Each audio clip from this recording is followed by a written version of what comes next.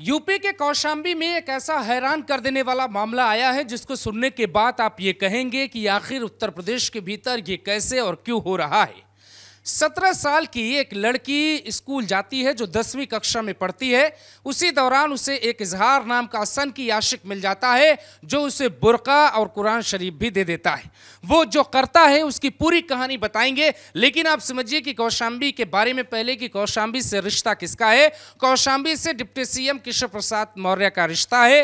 कौशाम्बी के मंझनपुर के इलाके में ही ये पूरी घटना होती है। योगी आदित्यनाथ की पुलिस एक्शन लेती है और उसके बाद जो चौंका देने वाले खुलासे होते हैं। लड़की के घर से जो कुछ बरामद होता है वो इस बात की पुष्टि है कि लड़की को बहला फुसलाकर उसे मुस्लिम बनाने की पूरी कोशिश की जा चुकी थी, बस उस घटना को अंजाम देना बाकी था।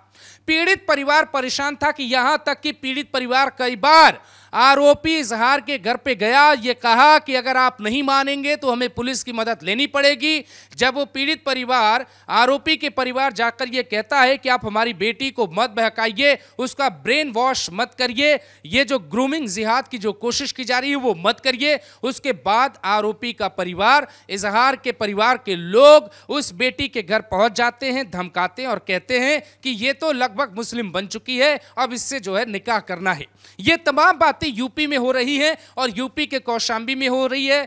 परिवार ने जो शिकायती पत्र दिया है यूपी पुलिस को, उसे हम पढ़कर आपको सुनाना चाहते हैं। आप आराम से सुनिए, उसमें पूरी कहानी लिखी है कि आखिर उत्तर प्रदेश में हो क्या रहा है। दोस्तों, पीड़ित परिवार मंझनपुर थाने को जो शिकायत पत्र देता है उसमें बहुत कुछ ऐसा लिखा है जिसको सुनकर आपके होश उड़ जाएंगे। बाकायदा मैं पढ़कर आपको बता रहा हूं, आप ध्यान से सुनिए, स्क्रीन पर लिखा हुआ आपको दिखाई भी देगा। इसमें परिवार लिखता है कि जब भी मेरी पुत्री छुट्टियों में घर आती है, यानी स्कूल की छुट्टी होने पर घर आती है, तब इजहार पुत्र अज्ञात निवासी तहसील रोड शिमला टेलर मंझनपुर आए दिन मेरी पुत्री के साथ पिछले 5 सालों से अश्लील हरकत करता रहा है, जिसका माइंड वॉश कर अपने परिवार के साथ मिलकर धर्म परिवर्तन की कोशिश करता रहा है।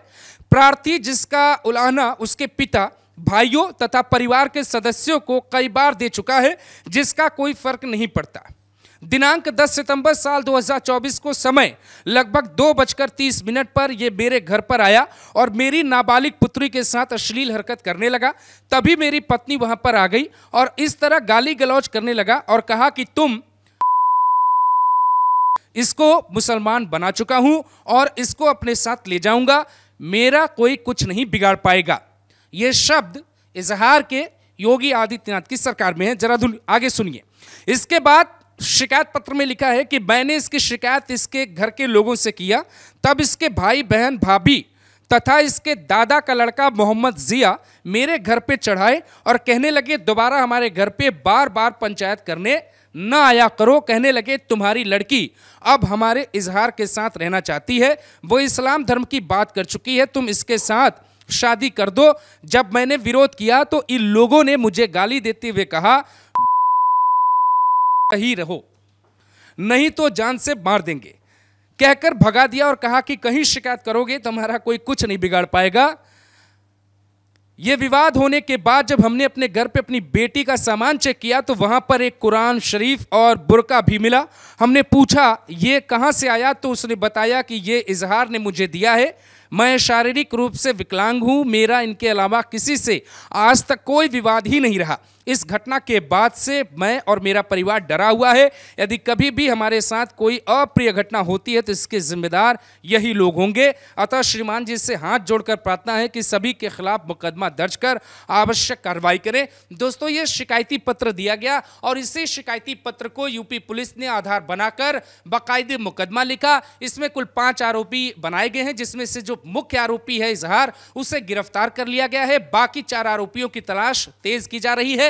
लेकिन सबसे बड़ी बात यह है कि पुलिस ने बरामद किया है बाकायदे बुर्का पहनाकर उसकी शादी करने की तैयारी थी और उसका माइंड वॉश किया जा चुका था। परिवार अगर बीच में नहीं आता या बेटी की उम्र थोड़ी और बड़ी होती, स्कूल के बजाय वो कॉलेज जा रही होती, तो शायद उसके साथ जो होने वाला था उसका अंदाजा उसको भी नहीं था। लेकिन चूंकि लड़की अभी 10वीं में पढ़ती है, वो नाबालिग है बाकायदे, तो इसलिए परिवार को यह भनक लग गई। लेकिन उसके बैग में बाकायदे बुर्का और कुरान शरीफ मिला है, जिसके बाद हड़कंप मच गया है। यूपी पुलिस ने साफ कह दिया है कि परिवार को सुरक्षा भी देंगे।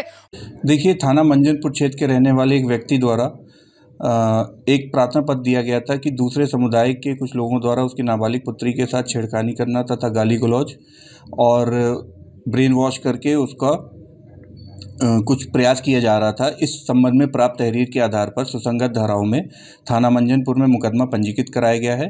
जो मुख्य अभियुक्त है उसको गिरफ्तार करके माननीय न्यायालय भेजा गया है। और जो चारों लोग भागे उनके साथ क्या होगा, ये भागे हुए लोगों को ज्यादा पता होगा। बेहतर यही होगा कि थाने में आके सरेंडर कर दे। इस खबर के बाद पूरे कौशाम्बी में ये हड़कंप मचा हुआ है कि आखिर ये हो क्या रहा है।